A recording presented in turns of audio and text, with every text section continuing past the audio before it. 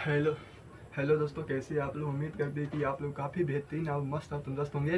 तो फिर से आज हमारी इस यूट्यूब चैनल पर आप लोगों का वेलकम है। दोस्तों आज हम बात करने वाले कि आप अपनी पर्यावरण में चारों तरफ जहाँ भी देखते हैं वहाँ हरियाली ही हरियाली नज़र आती है, क्योंकि भारत में बहुत अधिक आबादी में पेड़ हैं और पर्यावरण में काफ़ी सारे पेड़, जिसके कारण चारों तरफ हरियाली ही हरियाली नज़र आती है। और हरियाली नज़र आने की वजह एक और है कि भारत कृषि प्रधान देश है, यहाँ अधिकतर खेती होती है, जिसके कारण हरियाली की मात्रा अधिक होती है। तो आखिरकार क्या आपने कभी सोचा जिस प्रकार से इंसान को जीने के लिए सांस चाहिए, सांस लेने की ज़रूरत है, खाना खाने की ज़रूरत है, एनर्जी की ज़रूरत है, क्या पौधों को भी ज़रूरी होगा? क्या आपने कभी सोचा है? अगर आपको इसके बारे में नहीं पता है तो इस वीडियो के अंत तक बने रहिए, मैं आपको पूरी जानकारी देने जा रहा हूँ। तो दोस्तों सबसे पहले बात करते हैं कि हम अपने चारों तरफ जो भी चीज़ देखते हैं वो सब के सब क्या होते हैं, एक थीम होता है। तो आखिरकार थीम जो है दो प्रकार के होता है, उसके बारे में जानते हैं। सबसे पहले बात करते हैं कि थिंग दो प्रकार के होते हैं। पहला होता है लिविंग थिंग, दूसरा होता है non living thing. Living thing का मतलब होता है सजीव वस्तु, नॉन लिविंग थिंग का मतलब होता है निर्जीव वस्तुएं। तो आखिरकार सजीव क्या होता है और निर्जीव क्या होता है, इसे एग्जाम्पल दिया गया है। मानव, जानवर, पेड़ पौधे सारे क्या है, लिविंग थिंग होते हैं। कलम, पुस्तक, जहाज, ये सारी चीज़ क्या होती है, निर्जीव वस्तु। आखिरकार हम कैसे जानेंगे कि कोई सजीव है और कोई निर्जीव है? तो सबसे पहले हमारे पास 4 कंडीशन होनी चाहिए सजीव कहलाने के लिए। पहला कंडीशन आता है फीचर या विशेषता, यानी क्या लक्षण होगा, इस लक्षण को देख करके हम बता सकते हैं कि कोई वस्तु सजीव है। तो पहला होता है ब्रेथ यानी सांस लेना, दूसरा होता है ग्रो बढ़ना, तीसरा होता है प्रोड्यूस माने उत्पत्ति होना, ईटिंग का मतलब होता है खाना खाना या खाना लेना। तो आखिरकार ये जिसके भी अंदर चारों गुण पाए जाते हैं वो क्या होता है, एक सजीव वस्तु कहलाता है। जैसे मान लेते हैं हमारे जैसे इंसान क्या है, एक सजीव है, क्योंकि हम इंसान क्या कर सकते हैं, सांस ले सकते हैं, खाना खा सकते हैं, छोटे बच्चे से बड़े बच्चे हो सकते हैं, चल सकते हैं, दौड़ सकते हैं, भाग भी सकते हैं। अर्थात कहने का मतलब है हमारे पास वो चारों के चारों लक्षण हैं। और इंसान में एक और ये भी लक्षण होता है कि वो प्रोड्यूस कर सकता है। प्रोड्यूस का मतलब भारत में तो तेजी से हो रहा है, तो रुकने वाली जनसंख्या तो रुकना कभी है नहीं, यानी एक इंसान से कई इंसानों को जन्म देना ही प्रोड्यूस कहलाता है। समझ पाए? और जिसके अंदर चारों गुण नहीं पाए जाते उसको बोलते हैं नॉन लिविंग थिंग। जैसे इंसान क्या सांस ले सकता है, खा सकता है, बढ़ सकता है, भाग सकता है, दौड़ सकता है, तो क्या हो गया, सजीव। उसी प्रकार से जानवर भी क्या करता है, सांस लेता है, खाता है, छोटा से बड़ा होता है, तो भी क्या हो गया, वो भी कहीं ना कहीं क्या है, सजीव है। उसी पर दोस्तों बात करते हैं नॉन लिविंग थिंग, जैसे कलम, पेन, पुस्तक, जहाज दिया गया। आखिरकार ये तीनों चीज़ क्या है, ये सारी इसके अलावा पर्यावरण में बहुत सारी ऐसी चीज़ें हैं जो नॉन लिविंग थिंग यानी निर्जीव कहलाते हैं। सबसे पहले बात करते हैं इस मार्कल की। क्या ये मार्कल सांस ले सकता है? क्या ये मार्कल खाना खा सकता है? क्या ये मार्कल अपने आप एक जगह से दूसरी जगह जा सकता है? क्या मार्कल छोटा से बड़ा अपने आप हो सकता है? तो बोलेंगे नहीं। तो क्या है, एक निर्जीव है। जिस शर्ट को हम लोग पहनते हैं, क्या ये शर्ट सांस ले सकता है? क्या शर्ट खाना खा सकता है? क्या अपने आप बढ़ सकता है? नहीं ना। क्या ये अपने आप को प्रोड्यूस कर सकता है, एक से दूसरा खुद से खुद बन सकता है? तो बोलेंगे नहीं सर। यानी जो सांस ले सकता है, जो खाना खा सकता है, जो बढ़ सकता है, जो ग्रो कर सकता है, क्या होता है, सजीव कहलाता है। यहाँ तक समझ पाए होंगे, यहाँ तक क्लियर हो चुका होगा। तो आखिरकार सर बात करते हैं, सबकी बात तो कर लिए, लेकिन सर पेड़ पौधे क्या है, सजीव है या निर्जीव है, लिविंग थिंग वस्तु है या नॉन लिविंग थिंग वस्तु है? तो दोस्तों बात करते हैं पेड़ पौधे क्या है, एक लिविंग थिंग आता है, क्योंकि पौधे भी सांस लेते हैं, भोजन भी करते हैं, छोटे से बड़े भी होते हैं। समझ पाए? और उसमें क्या होता है, चेंजिंग भी होता है, और एक पेड़ से दूसरे पेड़ का उत्पत्ति यानी उसका प्रोड्यूस भी होता है। समझ पाए? तो दोस्तों हम बात करते हैं कि आखिरकार पेड़ पौधों को भोजन बनाने के लिए क्या चीज़ की जरूरत पड़ता है। तो पेड़ पौधों को भोजन बनाने के लिए जिस प्रकार से इंसान को, जैसे मान लेते हैं अगर आपको चावल बनाना हो, तो कहीं ना कहीं भात बनाना हो, तो कहीं ना कहीं आपको चावल चाहिए, पानी चाहिए, साथ में आपको आग चाहिए। उसी प्रकार से पौधों को भी खाना बनाने के लिए 4 चीज़ चाहिए। सबसे पहले हम बात करते हैं उसको, सबसे पहले CO2 की जरूरत पड़ता है, उसके बाद उसको जरूरत पड़ता है सनलाइट। पहला CO2, दूसरा सनलाइट, तीसरा वाटर चाहिए उसको, और चौथा सबसे महत्वपूर्ण होगा जिसका नाम है न्यूट्रिशन। क्या चाहिए, न्यूट्रिशन।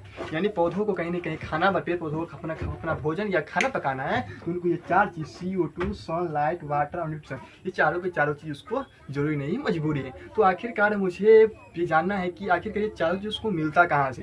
तो सबसे पहले बात करेंगे CO2। पौधे CO2 लाते कहाँ से। जैसे आप लोग जानते होंगे कि हमारे इंसान द्वारा क्या होता है, हम लोग क्या करते हैं, ऑक्सीजन लेते हैं, CO2 कार्बन डाइऑक्साइड छोड़ते हैं। तो हम जो कार्बन डाइऑक्साइड छोड़ते हैं हमारी बाहर जाकर के पर्यावरण में मिल जाता है, और पौधे क्या करते हैं, हमारे साथ छोड़े गए CO2 को पर्यावरण से उठा करके अपने अंदर ले लेता है।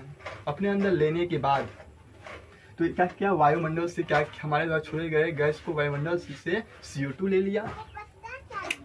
इसके बाद बात आता है कि सनलाइट क्या होता है। सनलाइट कहाँ से लेता है, सनलाइट लेता कहाँ से, सन मतलब सूर्य, लाइट में प्रकाश। जब भी सुबह होती है तो सूरज जब उगता है तो सूरज से जो प्रकाश की किरणें निकलती हैं उसी को बोलते हैं सनलाइट। तो जब सूरज उगता है तो सूर्य से क्या करता है, पेड़ क्या करता है, सनलाइट भी ले लेता है।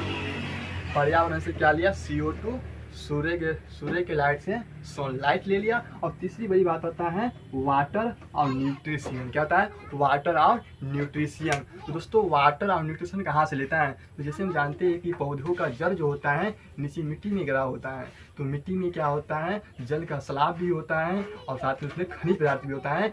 तो पेड़ पौधे की जड़ जो होता है मिट्टी से जल के साथ साथ खनिज लवण को अपने जड़ में स्टोर कर लेता है, समझ पाए। और जल में जो अपने जल में जो स्टोर करता है उस खनिज लवण और पदार्थ को जाइलम की सहायता से तने से होते हुए पत्तियों के भाग में पहुंचा देते हैं। यानी पौधों में प्रकाश संश्लेषण की जो प्रक्रिया होती है सारी की सारी प्रक्रिया कहीं कहीं पौपत्ती में होती है। क्योंकि CO2 भी जो लिया अपने पत्तों में ही लिया, सनलाइट भी अपने पत्तों में ही स्टोर किया, और वाटर न्यूट्रिशन जो जड़ से लेकर के तना से होते हुए कहाँ आया, पत्ती में। चारों की चारों चीज़ उसको पत्ती में एकत्रित हुआ, समझ पाए। आखिरकार सोचेंगे सर कि CO2 और सनलाइट आखिर पत्ता में कैसे गया। दोस्तों अगर आप पेड़ पौधों की पत्तियों को अगर माइक्रोस्कोप मशीन में अगर आप जूम करके देखते हैं तो आपको पत्तों के अंदर छोटी छोटी छिद्र दिखाई पड़ता है जिसे रंध्र बोलते हैं। उसी छिद्र के माध्यम से CO2 गैस लेता है, सनलाइट लेता है, और जब भोजन बन जाता है तो उसके बाद क्या करता है, O2 यानी ऑक्सीजन छोड़ता है जो वायुमंडल में मिल जाता है, और हम लोग उसी O2 को लेकर के जिंदा रहते हैं, समझ पाए।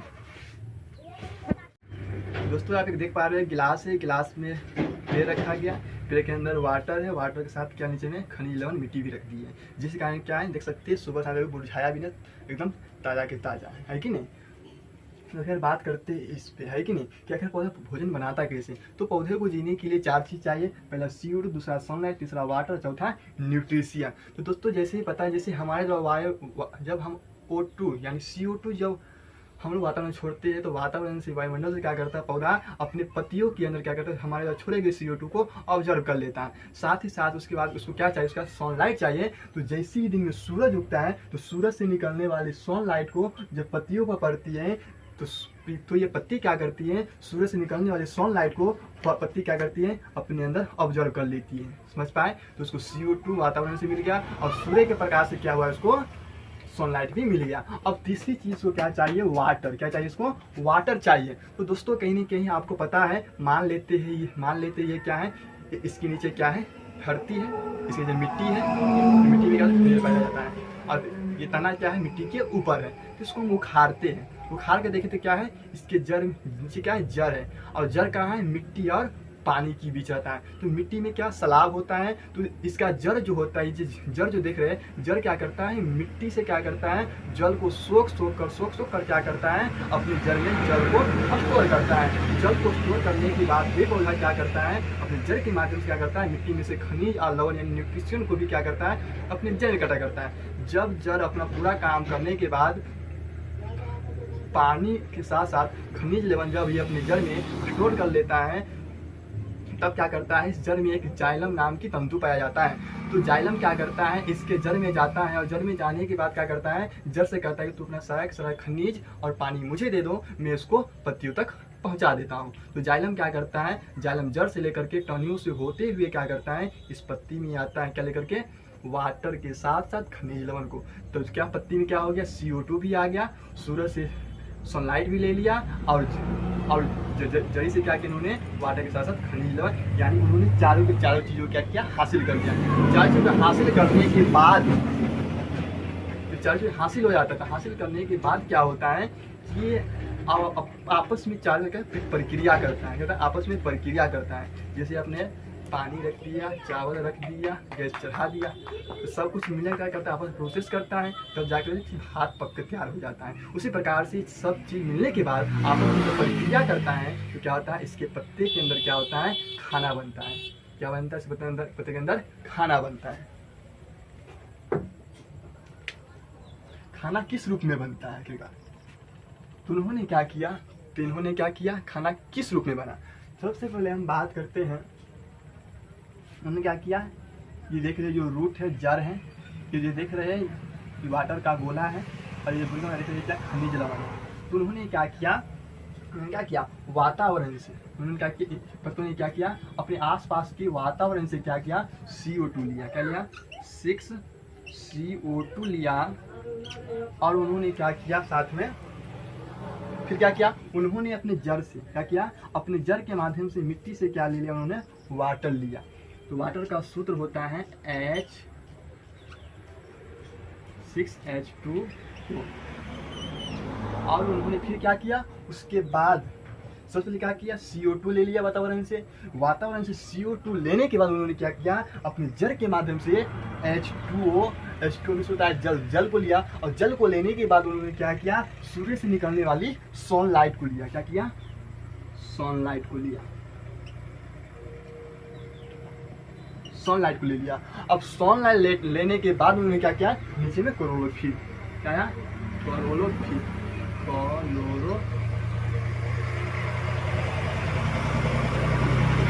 क्या हुआ, कहीं देख पा रहे हैं। फिर क्या किया, CO2 लिया प्लस H2 लिया, साथ में सनलाइट और क्लोरोफिल। तो ये सारे चीज आपस में जब प्रक्रिया करते हैं, क्या करते हैं, ये सारे चीज जब आपस में प्रक्रिया करते हैं तब जाकर के हमको क्या मिलता है, तब जाकर के पौधों का भोजन बनता है C6H12O6 प्लस O2। इसको बोला जाता है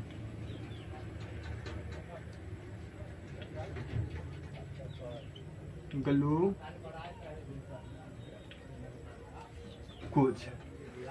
तो आप समझ पा रहे होंगे कि कहीं न कहीं पौधा क्या करता है, CO2 प्लस H2O, सनलाइट और क्लोरोफिल, ये चारों के चीज जब आपस में प्रक्रिया करते हैं तब जाकर के कहीं न कहीं C6H12O6 प्लस O2 का निर्माण होता है। तो C6H12O6 क्या है, पौधों का खाना है, जिसको हिंदी में बुलाता है, साइंस की दुनिया में बुलाता है ग्लूकोज। जिस प्रकार से आप खाना बनाते हैं क्या नाम देते हैं, सब्जी चावल, उसी प्रकार से इसका खाना जो बनता है तो पौधों की दुनिया में उसका अपना नाम होता है भोजन का, जिसको बोला जाता है ग्लूकोज। और ग्लूकोज का सूत्र होता है C6H12 और O6।